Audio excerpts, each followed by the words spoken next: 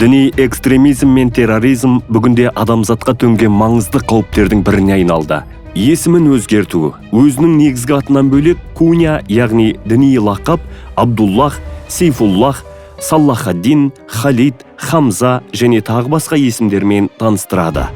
Сөздеріндегі өзгерістер арабша терминдерді ахи, ухти, бидағат, жахил, аузбилля, астағфируллах тағы басқа жиі қолдану.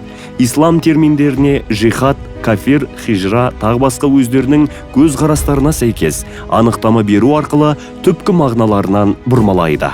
Музыкадан бас тарту, рок, поп, джаз секілді музыкаларды қоспағанда дәстүрлі патриоттық әндердің өзін тыңдауды харамға шығарады.